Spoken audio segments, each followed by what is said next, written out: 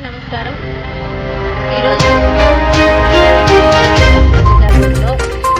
మరి Amaravati working journalist welfare association తరఫున మన జర్నలిస్టులు అందరూ కలిసి ఈరోజు చలవేంద్రం ఓపెన్ చేయడం జరిగింది. నిజంగా మరి ఎండాకాలంలో ప్రతి ఒక్కరికి కూడా ఎక్కడ చూసినా ఒక అడుగు వేసేసరికి దాహం వేస్తూ ఉంటుంది.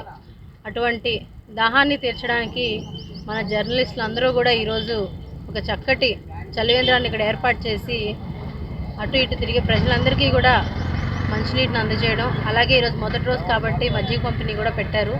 వీరందరికీ కూడా డివిజన్ ప్రజలందరికీ చక్కగా ఇటువంటి సదుపాయాన్ని కల్పించినందుకు జర్నలిస్టులందరికీ కూడా కృతజ్ఞతలు తెలియజేసుకుంటూ, మరి అలాగే ముఖ్య అతిథిగా ఈరోజు మా భవానీపురం సిఐ గారు మురళీకృష్ణ గారు ఇచ్చేస్తున్నారు ఇక్కడికి.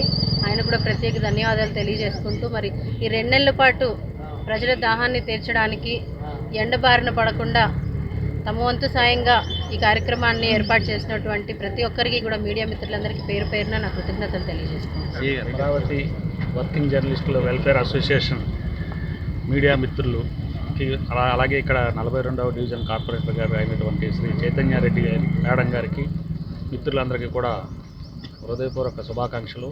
మరి ఇటువంటి సేవా కార్యక్రమాల్లో మీడియా మిత్రులు పాల్గొనడం అనేది చాలా సంతోషకరమైనటువంటి విషయం.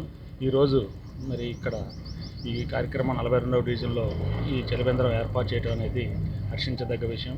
మీరు ఇలాంటి సేవా కార్యక్రమాలు ఎన్నో చేయాలని కోరుకుంటూ ఈ అవకాశం కల్పించినందుకు మీడియా మిత్రులకి మరొకసారి ధన్యవాదాలు తెలియజేసుకుంటూ సెలవు తీసుకుంటాను.